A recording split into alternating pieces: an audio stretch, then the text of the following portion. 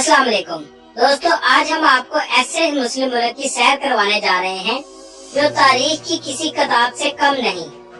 यहाँ के लोग ज्यादा अमीर तो नहीं, लेकिन इसके बावजूद बहुत खुशहाल हैं और मेहमान नवाजी में सबसे आगे हैं। जी हाँ, हम आपको सैर करवाएंगे उज़्बेकिस्तान की। इस वीडियो में हम आपको बताएंगे कि उज़्बेकिस्तान में कौन से वलीउल्लाह के मज़ार हैं, उज़्बेकिस्तान की तारीख क्या है, यहाँ के लोगों का रहन सहन कैसा है, विजिटर कौन से मकामात विजिट करने आते हैं, पाकिस्तान से इस मुल्क का वीजा लगवाने का क्या तरीका है। इसके अलावा इस मुल्क के वो हकायक बताएंगे जो आपने पहले कभी नहीं सुने होंगे। वीडियो शुरू करने से पहले नए आने वाले दोस्तों से गुजारिश है, हमारे चैनल को सब्सक्राइब और लाइक जरूर कीजिएगा ताकि हमारी हर आने वाली इंफॉर्मेटिव और दिलचस्प वीडियो आपको मिलती रहे। चलिए अब वीडियो का आगाज करते हैं।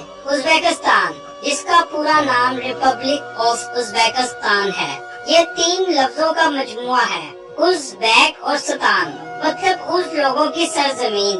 मेरी दुआ है कि अल्लाह आपको एक मौका दे तो दुनिया जरूर देखें। इस मुल्क से हमारी वाक़फ़ियत जज्बाती, रूहानी और अक़ली तौर पर बहुत ज्यादा है। इसकी खास वजह यहाँ पर मुहद्दिसीन, औलिया कराम और एक तरीही नाम जिसको अमीर तैमूर कहते हैं।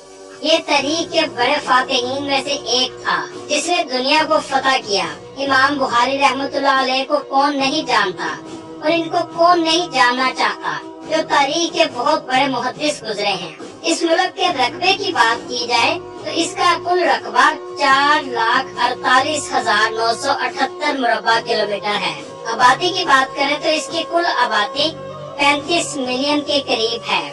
इस मुल्क के एक तरफ जनूब मगरिब में तुर्कमेस्तान, शुमाल में कजाकिस्तान, जनूब में ताजिकिस्तान और मशरिक में किर्गिस्तान है।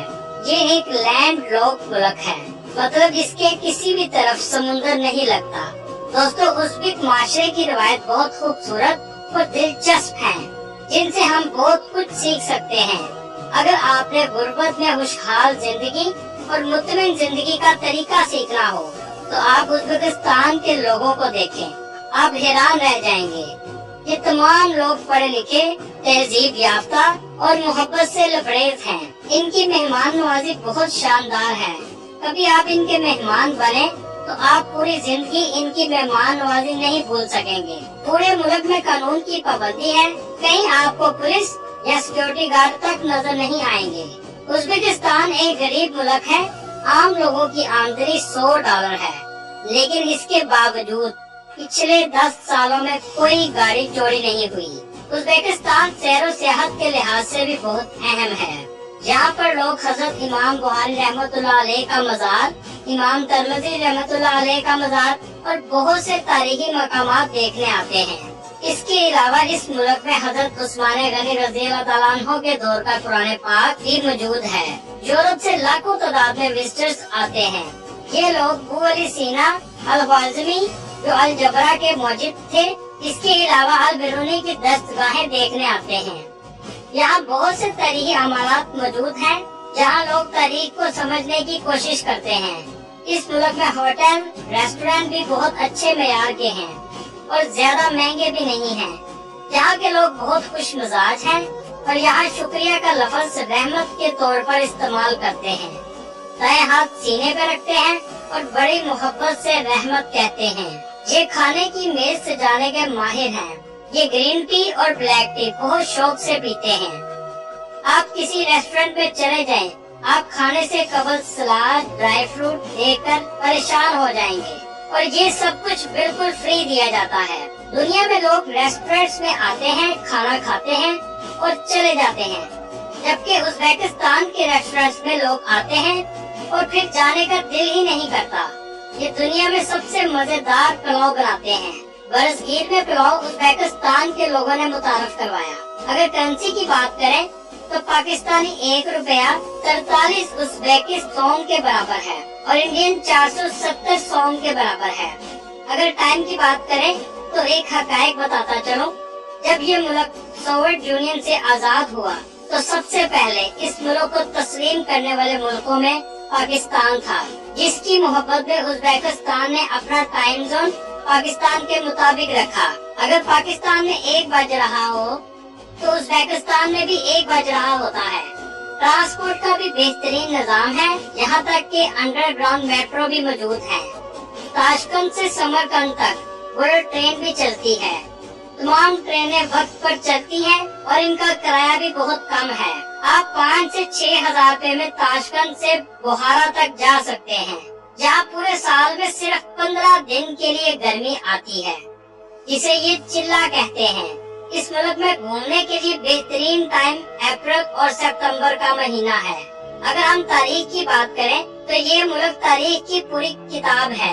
پہلے ترکوں نے یہاں آبپاشی کا نظام شروع کیا اور بخارا اور سمرقند جیسے شہر آباد کیے۔ اپنے محلے وقوع کی وجہ سے علاقے بہت جلد آباد ہو گئے۔ چین اور یورپ کے درمیان اہم راستہ بن گئے، جسے بعد میں شہر ریشم کے نام سے جانا جاتا ہے۔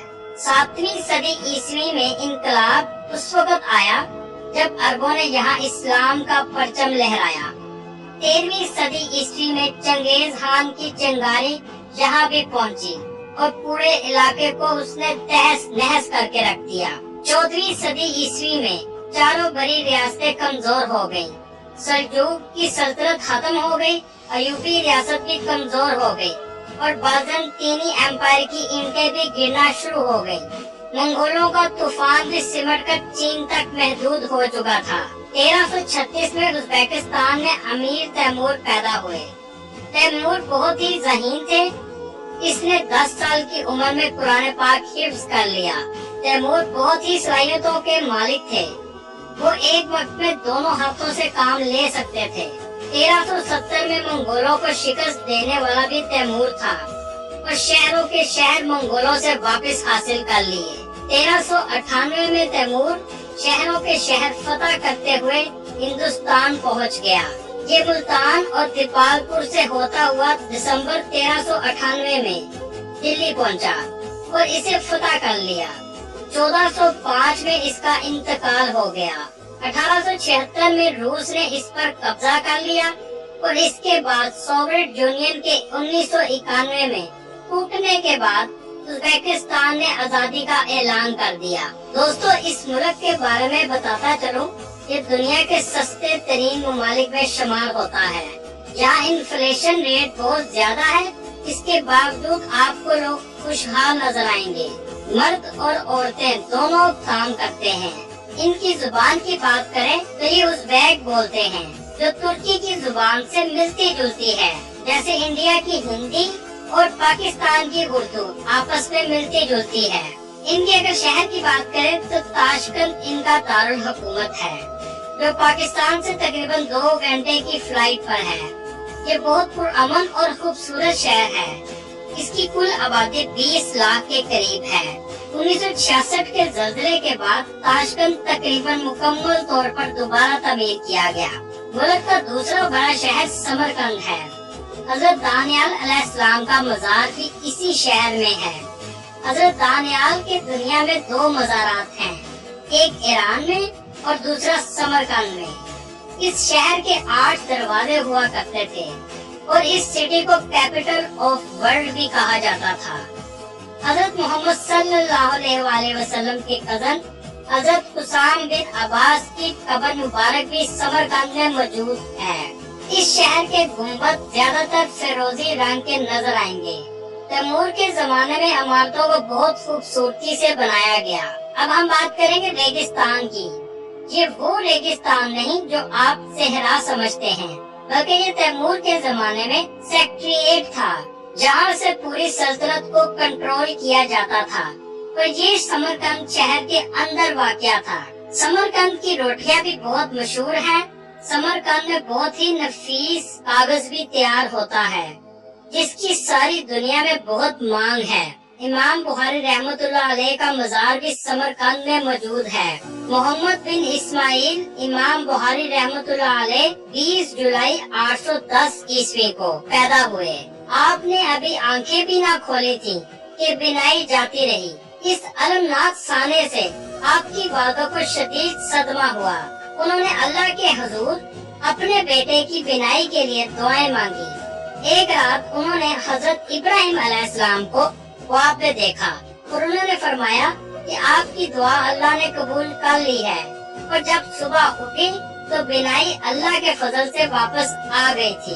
امام بخاری رحمۃ اللہ علیہ ہر طرح سے حدیث کی صحت کا یقین ہو جاتا تب ہی اس کا اندراج کے لیے قلم اٹھاتے۔ آپ رحمۃ اللہ علیہ کی سب سے بڑی تصنیف صحیح بخاری ہے۔ اسے قرآن پاک کے بعد سب سے مقدس کتاب مانا جاتا ہے۔ 10 شوال 256 ہجری بعد نماز عشاء آپ اپنے حالق حقیقی سے جا ملے اور آپ کو سمرقند میں سپرد ہاتھ کیا گیا۔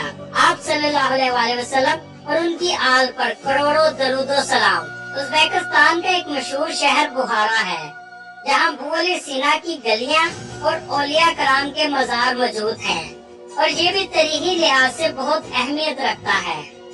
امام ترمذی رحمۃ اللہ علیہ کا مزار بھی شہر بہت سٹی میں موجود ہے، جہاں وزٹر جاتے ہیں۔ اگر ہم ویزا کی بات کریں تو اس کے لیے آپ کو انویٹیشن لیٹر کی ضرورت پڑے گی۔ فلائٹ ٹکٹ اور پاسپورٹ کے ساتھ آپ کو اسلام آباد ایمبیسی میں جمع کروانا پڑے گا، اور یہ ویزا 1 یا 2 دن میں بآسانی لگ جاتا ہے۔ اور اگر فلائٹ کی بات کریں تو پاکستان سے تاشکند کی فلائٹ تقریباً 2 لاکھ کے قریب ہے۔ دوستو، یہ تھی آج کی ہماری انفارمیٹیو اور دلچسپ ویڈیو۔ آپ کو ویڈیو کیسے لگی کمنٹ میں ضرور بتائیے گا، اور نئے آنے والے دوستوں سے گزارش ہے ہمارے چینل کو سبسکرائب اور لائک ضرور کیجیے گا۔ اگلی ویڈیو تک اللہ حافظ۔